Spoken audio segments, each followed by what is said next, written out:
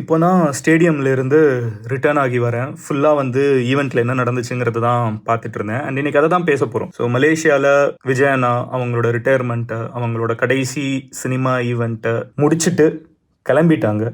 என்ன நடந்துச்சு, அவங்க என்ன பேசினாங்கிறது நீங்கள் ஆல்ரெடி கிளிப்பிங்ஸாக நிறைய பார்த்துருப்பீங்க. அதெல்லாம் நம்ம பேசுவோம். பட் மெயினாக நான் வந்து நிறைய சின்ன சின்ன விஷயம் வந்து எனக்கு ரொம்ப பயங்கரமாக இருந்துச்சு. 51 வயசு, ஓகேவா. லிட்டரலாக என்னோட அம்மாவுக்கும் அவங்க விஜய் அண்ணாவுக்கும் வந்து ஒரு 2-3 இயர்ஸ் தான் வித்தியாசம், ஓகேவா. என்னோட அம்மாவுக்கும் விஜய் அண்ணாவுக்கும் அட் திஸ் ஏஜ், ரைட், அவங்க வந்து ஒரு ஸ்டேடியம் இருக்கும், இப்போ ஹாஃப் அ ஸ்டேடியம் இருக்கும், அதை ஃபுல்லாக ஒரே ஸ்ட்ரெச்சில் ஓடி அவங்க அப்பா முன்னாடி குழந்தை மாதிரி ஓடி போய் நிற்கிறதா இருக்கட்டும், ஒரு 8 hours ஈவெண்ட் ஃபுல்லாக உட்காந்து முடிச்சுட்டு அப்படியே மறுபடியும் ஈவெண்ட் முடிகிறப்போ வெறித்தனமா ஆடுறதா இருக்கட்டும், எனர்ஜி அந்த லெவல்ல இருக்குது. And clarity in thought. இனிமே அரசியல் தான், இனிமே சினிமா கிடையாது. அடிக்கடி இந்த ட்வீட், யாராவது ஒருத்தங்க ஏதாவது ஒரு ஒப்பீனியன் சொல்றது, வீட்டில் கூட ஃப்ரெண்ட்ஸ் கிட்ட டிஸ்கஸ் பண்றப்ப இல்ல வந்துருவாங்க, நோ நான் கிளம்புறேங்கிறத மறுபடியும் ஆணித்தனமா எல்லார்கிட்டயும் சொல்றதா இருக்கட்டும். அப்புறம் அவங்களுக்கே இருக்கிற நக்கலா இருக்கட்டும். நான் நடுவில் வந்து எல்லாருமே டிவிக்கேன்னு கத்த ஆரம்பிச்ச உடனே விஜய் நடந்துகிட்டு பார்த்துப்பா போலீஸ் ஏதாவது வந்துருவாங்களான்னு பேசினதா இருக்கட்டும். இந்த மாதிரி நிறைய சின்ன சின்ன விஷயங்களும் வந்து எனக்கு ரொம்ப ரொம்ப ஹோல்சமா நான் விரும்பி அட்மயர் பண்ணி, இந்த ஏகலைவன் மாதிரி இந்த தூரத்தில் இருந்துக்கிட்டு பார்த்து வளர்ந்த ஒரு அண்ணன் வந்து இவ்வளோ நாள் எனக்கும் அவங்களுக்கும் இருந்த ஒரே கனெக்ஷன் வந்து இந்த சினிமா தான்.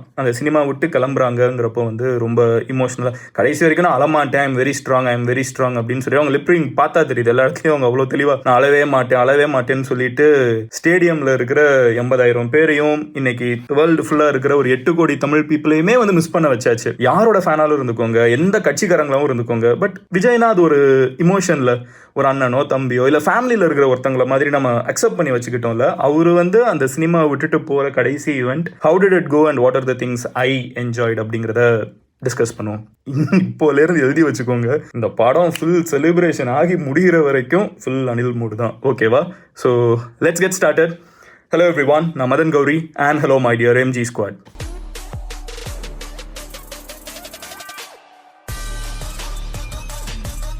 ஃபர்ஸ்ட் விஷயம் என்ன அப்படின்னு பார்த்தீங்கன்னா, ஒரு சின்ன டிஸ்க்ளைமர் சொல்லிடுறேன். நான் வந்து இப்போ சவுத் ஆஃப்ரிக்காவில் தான் இருக்கேன். நான் அந்த ஈவெண்ட்டில் இல்லை. ஆனால் அந்த ஈவெண்ட்டில் என்ன நடந்துச்சுங்கிறது 100% ஸ்டார்டிங்லேருந்து எண்டு வரைக்கும் எல்லா அப்டேட்டையும் சவுத் ஆஃப்ரிக்காவில் இருக்கிற கிரிக்கெட் ஸ்டேடியமில் உட்காந்து நான் பார்த்துட்டு இருந்திருக்கேன், இங்கே SA20க்கு நடுவில். ஸோ எவ்ரி இன்ச் அண்ட் நிறைய ஃப்ரெண்ட்ஸ் அங்கே இருந்தாங்க. எனக்கு வந்து இங்கே இருந்த ப்ரீ கமிட்மெண்ட்னால என்னால் அங்கே போக முடியாமல் போயிடுச்சு. கண்டிப்பாக அது வந்து எனக்கு ஒரு மிகப்பெரிய ரெக்ரெட். உங்களுக்கு புரியும், அது எனக்கு ரொம்ப பெரிய ஒரு regret. But I am happy அவங்க வந்து அந்த ஈவெண்ட் ரொம்ப ஹோல்சமாக, அந்த டீம் அவ்வளோ எஃபர்ட் போட்டிருந்தாங்க பின்னாடி. ஸோ அவங்க எல்லாருமே அதை சக்ஸஸ்ஃபுல்லாக பண்ணி முடிச்சிட்டாங்கிறதுக்கு வந்து I don't know, big congratulations. First விஷயம் என்ன அப்படின்னு பார்த்தீங்கன்னா, ஜனநாயகன் படம் எல்லாருக்குமே தெரியும், 9th வந்து ரிலீஸ் ஆக போகுது. அந்த படத்தோட ஆடியோ லான்ச் வந்து மலேசியாவில் வச்சுருக்காங்க. அண்ட் மலேசியாவில் வந்து I think it's the largest, one of the biggest gatherings. அவங்களோட ஏதோ ரெக்கார்ட் புக்லலாம் வச்சுருந்தாங்க. பட் அரவுண்ட் ஒரு 80,000 பீப்புள் வந்து ஒரு ஸ்டேடியமில் எல்லாரும் ஒன்று சேர்ந்துருக்காங்க. இதில் நிறைய பேர் தமிழ்நாட்டிலேருந்து போயிருக்காங்க, வேர்ல்டில் நிறைய பார்ட்ஸ்லேருந்து போயிருக்காங்க. பட் மெஜாரிட்டி மலேசியன் க்ரௌடு தான். அதில் வந்து நான் ஸ்டார்டிங்கில் என்ன நடந்துச்சு அப்படிங்கிறத ஒரு சின்னதாக சொல்லி, நான் அட்மயர் பண்ண 1-2 பாயிண்ட்ஸை வந்து நான் சொல்லிவிட்டு அப்புறம் நான் கவனித்த மெயினான விஷயங்களுக்கு போயிடுறேன். இதில் பேசினதில் முக்கியமான விஷயங்கள் என்னென்னு பார்த்தீங்கன்னா, ஃபர்ஸ்ட் விஜய் நான் பேசுறப்பமே வந்து கவர்மெண்ட்டுக்கு தேங்க் பண்றது ரொம்ப நார்மல். எல்லாருமே வந்து அந்த புரோட்டோகால்ல வந்து ஒரு இடத்துல ஒரு ஈவெண்ட் பண்றாங்கன்னா கவர்மெண்ட்டை தேங்க் பண்ணுவாங்க. பட் அவங்க கவர்மெண்ட்டை தேங்க் பண்ணி முடிச்சுட்டு சோஷியல் மீடியா இன்ஃப்ளூயன்சர்ஸ், என்னோட நண்பீஸ், அவங்களுக்கு இன்னைக்கு சம்மந்தமே இல்லாம இன்ஸ்டாகிராம்லயோ ட்விட்டர்லயோ யூடியூப்ல எல்லார்கிட்டயும் சண்டைக்கு போயிட்டு இருக்கக்கூடிய அவங்களோட அந்த படை இருக்குல்ல, அவங்களெல்லாம் ஸ்பெசிஃபிக்கா அட்ரஸ் பண்ணி தேங்க் பண்ணதுல இருந்தே எனக்கு ரொம்ப பிடிச்சிருந்துச்சு. அது ஒரு நியூ ஏஜா இருக்குல்ல, பரவாயில்ல.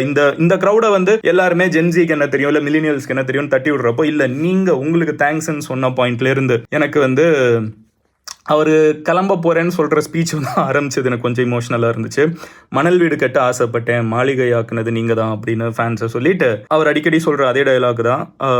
லைஃப்ல அவமானங்கள் அவ்வளோ பார்த்தாச்சு, நிறைய பிரச்சனைகளை பார்த்தாச்சு, எப்போவுமே என் ஃபேன்ஸ் என் கூட நின்றுருக்காங்க, அப்போ இனிமே அந்த ஃபேன்ஸ் கூட தான் நான் நிற்கணும். அதனால தான் நான் வந்து சொல்றதுக்கு கஷ்டமா இருந்தாலும் நான் வந்து மறுபடியும் தெளிவாக சொல்கிறேன், நான் சினிமா விட்டு கிளம்புறேன். இதுதான் என்னோட கடைசி படத்தோட ஆடியோ லான்ச் அப்படிங்கிறது.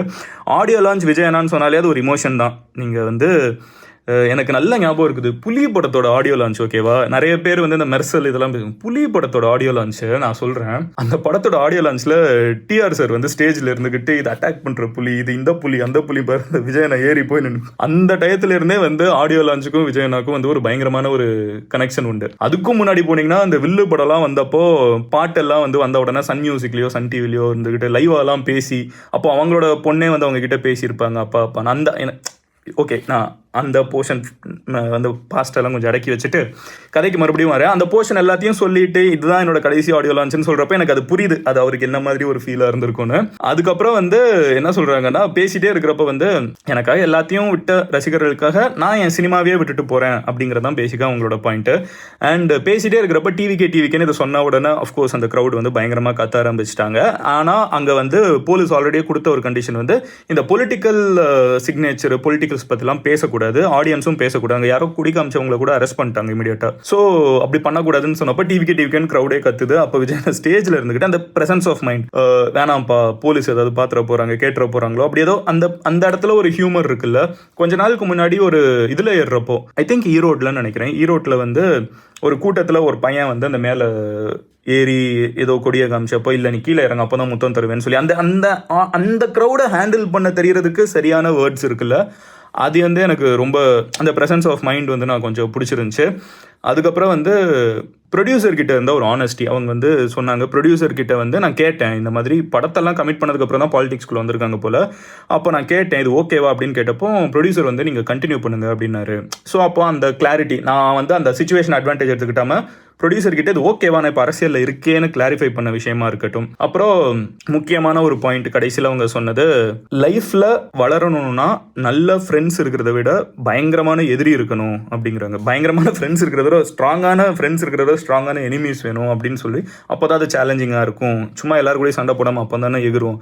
இந்த பாயிண்ட் எனக்கு கொஞ்சம் பிடிச்சிருந்துச்சு. எனிவே இதெல்லாம் சொல்லிட்டு நான் இப்போ கவனிச்ச விஷயங்கள் இதோட முடியுது. ஓகேவா, இப்போ நான் கவனிச்ச விஷயங்கள் நான் சொல்கிறேன். இதுதான் ஓவரால் ஈவெண்ட்டோட ஐடியா. இதில் கவனிச்ச விஷயம் என்னன்னு பார்த்தீங்கன்னா, கிளாரிட்டி ஆஃப் தாட் இருக்குல்ல. ஒரு டெசிஷன் உண்மையிலே இந்த எனக்கு விஜயனோட ஒரு டயலாக் இருக்குல்ல, நான் தெரியாமல் கூட இமிட்டேட் பண்ணல. ஒரு தடவை முடிவு பண்ணிட்டா மறுபடியும் என் பேச்சை நானே கேட்க மாட்டேங்கிற அந்த டைலாக் இருக்குல்ல. இதை நான் உங்ககிட்ட நான் சொல்லலை. ஆக்சுவலாக நான் தனியாக வந்து பல்ல கடிச்சிட்டு அதே மாதிரி நான் பேசி பார்ப்பேன். இந்த இடத்துல வேணாம், காமெடி ஆகிடும்னு தெரியும். பட் எனிவே அந்த டயலாக்ல இருக்கிற மாதிரியே எனக்கு 2 இன்சிடென்ட் வந்து நான் ரொம்ப கிளியராக எனக்கு ஞாபகம் இருக்குது. ஃபர்ஸ்ட் இன்சிடென்ட் என்னன்னு பார்த்தீங்கன்னா, ஒரு பழைய இன்டர்வியூ, ரொம்ப பழைய இன்டர்வியூ. அதில் வந்து அவங்க கிட்ட கேட்பாங்க, நீங்கள் வந்து இப்போ சினிமாக்குள்ளே வந்தது உங்கள் அப்பானால தானே, உங்கள் அப்பா வந்து ஒரு டேரக்டர் அதனால தானே நீங்கள் வந்துட்டீங்க அப்படின்னு ஏதோ கேட்குறப்போ விஜயனா பதில் சொல்லுவாங்க, எங்கள் அப்பா டேரக்டருங்கிறதுனால மேபி நான் கொஞ்சம் சீக்கிரமாக சினிமாக்குள்ளே வந்துட்டேன். எங்கள் அப்பா டேரக்டராக இல்லைனாலும் நான் சினிமாக்குள்ளே தான் வந்திருப்பேன். என்ன இன்னும் கொஞ்சம் வருஷம் ஆயிருக்கும், அங்கே எங்கேன்னு சுற்றி எப்படியாவது வந்திருப்பேன், ஆனால் வந்திருப்பேன். ஸோ சினிமான்னு ஒரு விஷயத்தை லாக் பண்ணதுக்கப்புறம் நாங்கள் கண்டிப்பாக போயிருப்பேன்னு சொன்ன அந்த பழைய இன்டர்வியூ வந்து எனக்கு இங்கே மறுபடியும் 2 இயர்ஸ்க்கு முன்னாடி எனக்கு வந்து ஜனநாயகன் தான் கடைசி படம்னு சொல்கிறாங்க. 2 இயர்ஸாக பாலிடிக்ஸை பார்க்குறாங்க. And politics is not normal. கரெக்டாக பாலிடிக்ஸ் வந்து எக்ஸ்ட்ரீம்லி டர்ட்டியாக இருக்குது. டர்ட்டியானா நான் வந்து இந்த நீங்கள் எல்லா சைடும் பேசுகிறதே பாருங்களேன். ஒரு காலத்தில் வந்து நம்ம விஜயனானா மேக்ஸிமம் ஃபேன் ஃபைட்ஸ், ஜாலியாக 2 சைடும் சண்டை போட்டுக்கிட்டு எல்லாம் ஒரே ஜாலியாக ஒன்றா உட்காந்து பேசிட்டு போயிடுவோம். கரெக்டாக தலை ஃபேனும் தளபதி ஃபேனும் எல்லாம் ஒரே கேங்கில் தான் இருப்போம். அது ஃபேன் ஃபைட்ஸ் அப்படி தான் இருக்கும். அதை தாண்டி ட்விட்டரில் 4 மீம் போடுறதோட முடிஞ்சு போயிடும். பட் பாலிடிக்ஸ்னு வர்றப்போ டிவி ஷோஸில் உட்காந்து பேசுறது, பர்சனலாக தனிப்பட்ட முறையில் தாக்குறது, அவங்களோட தனிப்பட்ட வாழ்க்கையை பயங்கரமாக விமர்சிக்கிறது, இதெல்லாம் இந்த அளவுக்கு இருந்தது கிடையாது. கரெக்டாக ஒரு மெயின் ஸ்ட்ரீம் மீடியாவில் மெயின் ஸ்டேஜஸில் இதெல்லாம் நடந்தது. அதெல்லாம் பார்க்குறாங்க. இப்போ பொலிட்டீஷியன்ஸ் வந்து இதுக்கு டியூனாயே வந்திருப்பாங்க. இப்போ இதெல்லாத்தையும் விஜயனா பார்த்துட்டு அவருக்கு ஈஸி இந்த ஸ்டேஜில் இருந்துக்கிட்டு, ஆமா இவ்வளோ பேர் எதிர்பார்க்குறீங்க, ஜனநாயகன் என்னோட கடைசி படமா இருக்காது அப்படின்னு சொன்னா அந்த இடத்துல வந்து மறுபடியும் எல்லாரும் செலிப்ரேட் பண்ண தான் போறோம். கண்டிப்பா எல்லாரும் ஜாலியாக தான் இருக்க போறோம். யாருமே எதுவும் ஏன் என்னன்னு கேட்க போறது இல்லை. பட் 2 வருஷம் கழிச்சு 2 வருஷம் அவங்க என்னென்ன கோ த்ரூ பண்ணியிருக்காங்கன்னு தெரியும். டிவிகேவை பத்தி என்னென்ன விமர்சனங்கள், அவங்க ஃபேன்ஸை திட்டுறாங்க, அவங்க ஃபேமிலியில இருக்கிறவங்களை வந்து தப்பா பேசுறாங்க, எல்லாத்தையும் தாண்டிட்டு மறுபடியும் அந்த மனுஷன் வந்து ஈஸி, ரொம்ப ஈஸியா வந்து இல்ல நான் திருப்பி சினிமாவுக்கு போயிடுவேன், நான் வரேன், ஒரு வருஷத்துக்கு ஒரு படம் பண்றேன், என்னன்னாலும் சொல்லியிருக்கலாம். But he told this again, இல்ல இதுதான் என்னோட கடைசி படம்னு சொன்ன அந்த ஒரு கிளாரிட்டி இருக்குல்ல, வாவ் அப்படின்னு எனக்கு இருந்துச்சு. எனக்கு எப்படியாவது நான் சினிமாவுக்குள்ள வந்துடுவேன், எங்க அப்பா டைரக்டரா இருந்தாலும் இல்லைனாலும் சொன்ன அந்த கிளாரிட்டி வந்து எனக்கு இங்க மறுபடியும் இத்தனை வருஷம் கழிச்சு எனக்கு மேட்ச் ஆச்சு. அது வந்து ஓகே, இந்த மனுஷன் ஒரு டைம் முடிவு பண்ணிட்டாருன்னா உண்மையிலே அதுல அவர் பேச்சு அவரே கேட்காம தான் இருக்காரு அப்படின்னு எனக்கு தோணுச்சு. ஏன்னா ஈஸி இல்லை, 2 வருஷத்துல நிறைய பார்த்தாச்சு. It's easy, very easy to say that. Know who is going to question him. நிறைய பேர் சிச்சுவேஷனால இல்ல இதுதான் அப்படின்னு அப்படின்னு சொன்னால் வந்து நம்ம புரிஞ்சுக்கிறோம், ஓகே இதுதான் சுச்சுவேஷன், நம்ம இதுக்கேற்ற மாதிரி இருந்துக்கணும் அப்படின்னு சொல்லிட்டு மற்றவங்களோட நம்ம புரிஞ்சிக்கக்கூடிய ஒரு எம்பத்தட்டிக் சொசைட்டியில் தான் இருக்கும். ஆனாலும் நான் பிடிச்சதை நான் இப்படி தான் நிற்க போகிறேன் அப்படின்னு சொன்ன மாதிரி அவர் அப்படியே நிற்கிறாருல, அது வந்து உண்மையிலேயே அந்த ஒரு கிளாரிட்டி, அதாவது இந்த கிளாரிட்டி ஏன் இப்போ இருக்குன்னு நான் நினைக்கிறேன்னா, அந்த கிளாரிட்டி வந்து அந்த டெசிஷன் எடுக்கிறதுக்கு முன்னாடி அவ்வளோ யோசிச்சிருந்தா மட்டும்தான் இப்போ அவ்வளோ கிளாரிட்டி இருக்கும். ஆனால் நான் இதை வந்து பர்சனலாக நான் ஒரு நோட்டாக எடுத்துக்கிறேன். தேர் ஆர் மெனி திங்ஸ் நான் வந்து ரொம்ப கிளியராக வேண்டியது இருக்குது. அதை வந்து நான் இது ஒரு லெசனாகவே நான் எடுத்துக்கிட்டேன். உண்மையிலே எனக்கு இந்த ரொம்ப ஆச்சரியமாக இருந்துச்சு. It's very easy for him to get all the money. அவங்க எலெக்ஷனில் ஜெயிக்கலங்கிறதெல்லாம் தாண்டி வருஷம் ஒரு 200-300 கோடி எடுத்துக்கிட்டு இருக்கலாம். நோ அப்படின்னு நிற்கிறது இருக்கலாம். அது எனக்கு ரொம்ப ஆச்சரியமாக இருந்துச்சு. அடுத்து வந்து இவ்வளோ பெரிய க்ரௌடு, கரியரோட கடைசி சினிமா ஈவெண்ட்டு, தனக்குன்னு ஆல்மோஸ்ட் 1 lakh பீப்புள் ஒரு இடத்துல ஒன்று சேர்ந்துருக்காங்க, இன்னொரு ஒரு கண்ட்ரியில் ஒன்று சேர்ந்துருக்காங்க.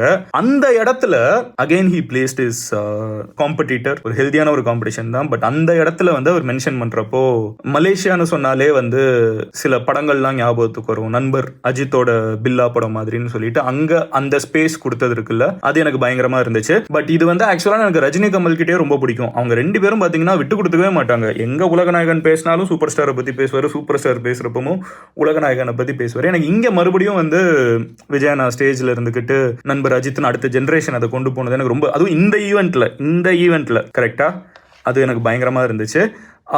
ரெஸ்பெக்டிங் யுவர் காம்படிட்டர், அந்த ஒரு ஃபேர்வெல் போகிறப்போ அது ஒரு ஸ்மூத்தாக, ஹாப்பியாக, ஹெல்தியாக, ஓகே பாய் அப்படின்னு சொல்லிட்டு போகிற மாதிரி இருந்துச்சு அந்த இடத்துல மென்ஷன் பண்ணது. அதே மாதிரி எனக்கு இன்னொரு விஷயம் என்னன்னு பார்த்தீங்கன்னா, அப்பா எஸ்.ஏ. சந்திரசேகர் சார் வந்து ஸ்டேஜில் இருக்காங்க, இவங்க இந்த எண்டில் இருக்காங்க, நடுவில் அவ்வளோ பெரிய ஒரு ரேம்ப் இருக்குது. எல்லாருமே பேசி முடிச்சுட்டு இவங்க கிட்ட வந்துட்டு போகிறாங்க, அவ்வளோ பெரிய ரேம்ப் இருக்குது. 51 வயசு guys, not a joke right. வாரிசு டைரக்டர் மாதிரி சவுண்ட் பண்ணுறேன். பட் எனிவே 51 வயசில் யோசிச்சு பாருங்களேன், இங்கேருந்து அந்த எண்டுக்கு ஒரு ஸ்ட்ரெச்சில் ஊரே பார்த்துட்டு இருக்குது. லைட்டாக ஓடி முடியாமல் நின்றுட்டா comedy, anything can happen right. ஒரே ஸ்ட்ரெச்சு ஓடி போய், அதுவும் எடுத்த உடனே இல்லை, அந்த ஃபுல் ஈவெண்ட்டு வந்து உட்காந்து எனக்கு அது கொஞ்சம் பரவாயில்ல, இந்த மனுஷன் 51 வயசில் இப்படி ஓடுறாருன்னு தோணுச்சு. ஏன்னா எனக்கு நம்மளுக்கு தெரியும்ல, நம்ம 51 வயசுனா உடனே நம்ம வந்து உடனே அவங்கள வந்து மற்ற ஃபெல்லோ ஆக்டர்ஸ் அப்படின்னு நம்ம கொண்டு போகிறத தாண்டி நம்ம சும்மா பர்சனலாக நம்ம லைஃப்பில் தெரிஞ்ச 51-year-olds கம்பேர் பண்ணி பாருங்களேன், you will know what I'm talking about. ஏன்னா ஆக்டர்ஸ்லாம் வந்து சினிமாவில் எவ்வளோ ஓடுறாங்கன்னு தெரியாது. Behind the scenes is completely very different. But இங்கே ஃபிட்னஸ் அண்ட் அந்த ஒரு கன்விக்ஷன், சின்ன விஷயத்த கூட இல்லை நான் இதை கேரி பண்ண போகிறேன், இந்த மொத்த ஈவெண்ட்டை நான் என் தோளில் கேரி பண்ண போகிறேன், அப்பா அங்கே நிற்கிறாங்களா, சரி ஓடணுமா, நான் ஓடுறேன், அந்த மேட்ரு வந்து எனக்கு அந்த ஆட்டிடியூட் ரொம்ப பிடிச்சிருந்துச்சு. அண்ட் இதெல்லாம் முடிச்சுட்டு ஆடினது ஜனநாயகனோட பாட்டு ஒன்று போட்ட உடனே அதுக்கு ஒரு வெறித்தனமான ஒரு dance. Again after all this எங்கேன்னு எனர்ஜி இருக்குன்னு தெரியல, அகெயின் அவ்வளோ பெரிய ஒரு டான்ஸு. எனக்கு அது ரொம்ப ஆச்சரியமாக இருக்கும். இது எப்படி தான் இந்த டாப்பில் இருக்கிற சில பேர் இருக்காங்கல்ல, நான் அது விஜயனான் மட்டும் கூட சொல்லலை, நீங்கள் யோசிச்சு பாருங்களேன், கட்டிங் அக்ராஸ் பார்டர்ஸ், நீங்கள் யோசிச்சு பாருங்களேன், குளோபலாக இருக்கிற லீடர்ஸ், நேஷனலாக இருக்கிற லீடர்ஸ், நம்ம ஊரில் இருக்கிற லீடர்ஸ், நீங்கள் யார் எடுத்து பார்த்தீங்கன்னாலும் பயங்கரமாக அவங்க வந்து அந்த வில் பவர் வந்து அவங்களை தாங்கி கொண்டு போயிட்டே இருக்கும். அது எனக்கு பயங்கரமாக இருந்துச்சு. கொஞ்சம் கூட அவங்க வயசையே நம்ம கண்டுக்க மாட்டோம், அதை தாண்டி அவங்க நிற்பாங்க. கலைஞர்லாம் வந்து ரொம்ப நாளுக்கு வந்து அவர் அந்த பவர் கையில் இருக்கிற வரைக்கும் வச்சிருந்தாருப்பாங்கல்ல, அதெல்லாம் எனக்கு ரொம்ப ஆச்சரியமாக இருக்கும். அந்த வில் பவர் அவங்க கிட்ட இருந்து கண்டிப்பாக நம்ம கற்றுக்கணும். அடுத்து என்ன அப்படின்னு பார்த்தீங்கன்னா, ரொம்ப ஆச்சரியப்பட்ட ஒரு விஷயம், நான் பர்சனலாக அவரை வந்து அள வைக்கணும்னு முடிவு பண்ணிட்டாங்க ஆர்கனைசிங் டீம். எனக்கு தெரிஞ்ச ஜெகதீஷ் ரூட் எல்லாமே முடிவு பண்ணிட்டாங்க, அனிருத் ப்ரோ எல்லாம் முடிவு பண்ணிட்டாங்க, அவரை வந்து இமோஷனல் ஆகணும்னு முடிவு பண்ணிட்டாங்க. அந்த இடம் ஃபுல்லாக பார்த்தீங்கன்னா வந்து மறுபடியும் அந்த கத்தி படத்தோட கிளைமேக்ஸ் பாட்டு இருக்கும்ல, மறுபடியும் அதை ப்ளே பண்ணிக்கிட்டே இருக்காங்க. 2-3 டைம் ப்ளே ஆகிட்டே இருக்குது. அப்போ வந்து அவங்க கிட்ட I think to the actress Pooja Hegde கிட்ட சொன்னாங்கன்னு நினைக்கிறேன், லிப் ரீடிங். இது லிட்டரலாக நீங்கள் வந்து மறுபடியும் ஈவெண்ட்டோட அஃபிஷியல் வீடியோ வந்த உடனே பார்த்தீங்கன்னா தெரியும், லிட்டரலாக இதுதான் அவங்களோட கான்வர்சேஷன். அது கண்டிப்பாக அதில் இருக்கும். அந்த பாட்டு ஓடிட்டே இருக்குது, முறைதான் சொல்லிட்டு நம்மளுக்கே இதை கேட்குறப்பமே ஃபீல் ஆகும்ல. அவர் அங்கே உட்காந்துட்டு இருக்காரு, யோசிச்சு பாருங்க, ஒரு ஃபுல் பேக்டு ஸ்டேடியம் அவர் அள வைக்கணும்னு ட்ரை பண்ணுறாங்க இமோஷனலாக. அப்போ வந்து அவர் சொல்கிறாரு, they are gonna make me cry but I will not cry. They are trying to make me cry but I will not cry. I am very strong, not gonna cry அப்படின்னு ஒரு time கிட்ட சொல்றாரு. அதை மறுபடியும் அவர் ஸ்டேஜில் போய் மொத்தமாக பேசி முடிச்ச உடனே மொத்த ஆடியன்ஸும் அவரை பார்த்து இப்போ பாடுறாங்க. அப்போ மறுபடியும் மைக்கில் சொல்றாரு, நீங்கள் என்ன ட்ரை பண்ணாலும் நான் அழ போகிறது இல்லை அப்படின்னு. எனக்கு இந்த மனுஷன் ஒரு விஷயத்த முடிவு பண்ணிட்டா அதுலயே ஏன் ஒரே காலா நிக்கிறாரு, எனக்கு இந்த அளவுக்கு அடமன்ட்டா, இப்படியா நான் பண்ணியே தீர்வேன், நான் இதைத்தான் செய்வேன். ஒரு அழுகிற மாதிரி ஒரு ஊர், இந்த எவ்வளவு பெரிய கல்லஞ்சக்காரா இருக்காங்க, ஒரு ஊரே ஒன்னா சேர்ந்து ஃபீல் பண்ணீங்கன்னா இல்லை நான் இங்கே காமிச்சிக்க மாட்டேன், ஐம் கோயிங் டு இதை ஹாப்பியாக ஜாலியாக முடிக்கணும் அப்படின்னு சொல்லிட்டு செலிப்ரேட் பண்ணி அந்த மொத்த ஈவெண்ட்டையும் முடிச்சு கொடுத்துட்டு ஒரு செல்ஃபி எடுத்துட்டு அவர் கிளம்புறப்போ எனக்கு ஒரே ஒரு விஷயம் தான் தோணுச்சு. நான் சின்ன வயசுலேருந்தே எனக்கு ரொம்ப பிடிச்ச 2 ஹீரோஸ், ஒரு ஜென்ரேஷனுக்கு ஒருத்தங்களான்னு பிடிக்கும்ல, அப்படி பார்த்தா எனக்கு வந்து இங்கே சூப்பர் ஸ்டார் பிடிக்கும், அதே மாதிரி அதுக்கு அடுத்து வந்து எனக்கு விஜயனா பிடிக்கும். அப்படி இருக்கிறப்போ ஃபேன் பிடிக்கும், எல்லாரையும் பிடிக்கும், பட் ஃபேன்ஸ் அப்படி இருக்கிறப்போ எனக்கு வந்து அந்த மனுஷன் வந்து ஒரு காலகட்டத்தில் ஒரு பழைய வீடியோ இருக்குது, ஒரு சன் டிவியில் கூட இருக்கும், யூடியூப்ல கூட இருக்கும், நீங்கள் போய் பாருங்க. அவர்கிட்ட என்ன கேள்வி கேட்டாலும் அவங்க அப்பா தான் பதில் சொல்லிட்டு இருப்பாங்க. எஸ்.ஏ. சந்திரசேகர் சார் தான் மைக் வாங்கி பதில் சொல்லிட்டு இருப்பாங்க. இவர்கிட்டே நின்றுட்டு இருப்பாரு. நான் ரொம்ப பழசெல்லாம் கூட சொல்ல, நான் போக்கிரிக்கு அப்புறம் சொல்றேன். போக்கிரிக்கிறப்ப ஒரு ஸ்டேஜில் இருந்துகிட்டு அவங்க அப்பா தான் பேசிட்டே இருப்பாங்க, இவங்க சைட்லேயே இருந்துட்டு இருப்பாங்க. It's simply because he is an introvert. அவருக்கு வந்து அந்த இடத்துல வேற யாராவது அவருக்கு பதிலாக பேசிட்டு அவர் ஜாலின்னு உட்காந்துட்டு இருக்கிற ஒரு ஆளு. அப்படியே கட் ஜனநாயகன் படத்தோட ஆடியோ லான்ச்சில் அவர் தான் அந்த மொத்த ஈவெண்ட்டே அப்படியே தாங்கி பிடிச்சி நிற்கிறாரு. இங்கே ஓடுறாரு, அங்கே ஓடுறாரு, ஆடுறாரு, பாடுறாரு, லிட்டரலாக ஆடுறாரு, பாடுறாரு, ஓடுறாரு, நடக்கிறாரு, பேசுகிறாரு, எல்லாமே இன்னைக்கு ஒரு ஈவெண்ட்டில் அவர் பண்ணியிருக்காரு. எல்லாமே அட் த ஏஜ் ஆஃப் 51. ஒரு செகண்ட் கூட நம்மளுக்கு ஓகே இவர் மூச்சு வாங்குது, இவர் வயசாயிடுச்சு, நோ நத்திங். எல்லாத்தையும் பண்ணி முடிச்சுட்டு ஈவெண்ட்டை ஹோல்சமாக முடிச்சு கொடுத்துட்டு கிளம்புனார்ல. எனக்கு அதெல்லாம் பார்க்குறப்போ ஒரே ஒரு விஷயம் தான் தோணுச்சு, வாட் அ சேஞ்ச் ஓவர். அப்படி இருந்த விஜய் இன்னைக்கு இந்த இடத்துக்கு வந்து அப்படியே எல்லாம் தலைகீழ மாறி நிற்கிறப்போ அதை வந்து இவங்களே கேட்டாங்க, ஆர்ஜே விஜய் வந்து ஸ்டேஜில் ஆர்ஜே விஜய் ப்ரோவே கேட்டாங்க, இவ்வளோ மாதிரி இந்த இன்ட்ராவர்ட் வந்து இவ்வளோ பண்ணிருக்கீங்களா இன்னைக்கு, என்ன காரணம்னு கேட்டால் கப்பு முக்கியம் பிகிலை முடிவு பண்ணியாச்சு. பாலிடிக்ஸ் அதுக்குள்ளே போகிறதுக்கு என்னென்ன பண்ணி எவ்வளோ எக்ஸ்ட்ராவர்ட் ஆகணுமோ ஆக ட்ரை பண்ணுறேன். ஆனால் இது பத்தாது பாலிடிக்ஸ்க்கு, இது இன்னும் இங்கேருந்து இன்னும் 100 மைல்ஸ் இருக்குது. ஆல் தி பெஸ்ட் விஜயனா. I know how big of an introvert you are, but yeah இன்னும் எங்கேயோ போக வேண்டியது இருக்குது பாலிடிக்ஸ்க்கு. I am pretty sure you will get there. But yeah crazy even and congrats to the whole team, congrats to விஜயனா and எல்லா ஃபேன்ஸுக்கும் என்னையும் சேர்த்து. இது ஒரு ஃப்ரெண்ட் கேமில் தான் நான் பேசிகிட்டு இருக்கேன். எல்லாருக்கும் சேர்த்து நம்ம அண்ணன் சினிமா விட்டு கிளம்புறாரு. பாலிட்டிக்ஸ் அடுத்து வேற கதை, பட் சினிமா விட்டு கிளம்புறாரு. நம்ம எந்த கட்சி சார்பாக இருந்தாலும், எந்த ஹீரோவோட ஃபேனாக இருந்தாலும், யார் எப்படி இருந்தாலும், நம்ம ஜென்ரேஷனுக்கு சில ஐகான்ஸ் இருப்பாங்கல்ல. அண்ட் தமிழ்நாட்டில் வந்து நிறைய சினிமா பேஸ்ட் ஐகான்ஸ் இருக்கிறப்போ எப்படி சூப்பர் ஸ்டார், உலகநாயகன், இங்கே வந்து தளபதி அப்படின்னு நம்ம சொல்லிட்டே போகிறோமோ, அந்த தளபதி அவரோட கடைசி படம் அது வரப்போகுதுங்கிறப்போ it is definitely emotional. Let's give him a good send off. He deserves it, doesn't he? நம்ம எல்லாரோட லைஃப்லையும் நிறைய மெமரிஸில் இவங்க எல்லாருமே இருந்திருக்காங்க. அதில் ஒருத்தர் இதுதான் என்னோட கடைசின்னு சொல்லிட்டு கிளம்புறப்போ we should give him a fitting farewell. And yeah எனக்கு தெரில, நான் என்கிட்டயே பேசிகிட்டு இருக்கிற மாதிரி இருக்குது இந்த வீடியோ ஃபுல்லாக. நான் எப்படி பேசியிருக்கேன்னு தெரியலை.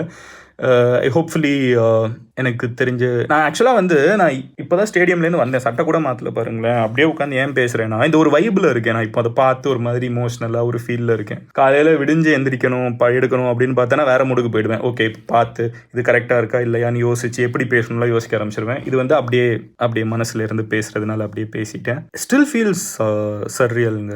விஜயனா இனிமேல் நடிக்க மாட்டார் அப்படின்ட்டு அவரு எனக்கு இன்னும் நல்லா ஞாபகம் இருக்குது. ஊரில் ஒரு சின்ன தேட்டரில் கில்லியில் வந்து அர்ஜுனர் வில்லு பாட்டு போடுறப்போ சைட்லலாம் சீரியல் செட்லைட்லாம் தேட்டருக்குள்ளே வச்சுருப்பாங்க. அப்படியே ஃபுல்லாக லைட்டெல்லாம் போட்டு அதான் ஃபர்ஸ்ட் டைம் எனக்கு வந்து விஜயனா இவ்வளோ மாசா அப்படின்னு பார்த்த ஒருத்தர் வந்து அதுக்கப்புறம் ஒரு படமுமே அப்படியே பைஹார்ட் பண்ணி வளர்ந்து அவர் இனிமேல் அவ்வளோதானா கிளம்பிட்டாரா அப்படிங்கிறப்போ வந்து கொஞ்சம் கஷ்டமாக தான் இருக்குது. But wishing you the very very best Anna, all the best. நான் எல்லாரும் மாதிரியும் வந்துக்கிட்டு இல்லை வாங்க இதையே பண்ணுங்க அப்படின்லாம் சொல்ல மாட்டேன்.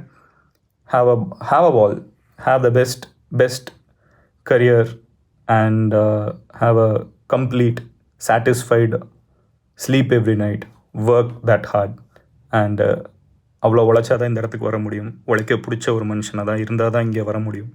அப்படி இருக்கிறப்ப இன்னும் நல்லா உழைங்க, இன்னும் எல்லாரையும் மோட்டிவேட் பண்ணுங்கள், இன்ஸ்பயர் பண்ணுங்கள். கீப் ராக்கிங்னா, all the best and congrats to all Vijay fans. எல்லாருமே அந்த மனுஷனை கொண்டு வந்து வச்சிருக்கிறதுல ஒரு பங்கு இருக்குது. உங்களை என்னையும் சேர்த்தே கூட சொல்கிறேன். So yeah, see you. Bye. Cheers.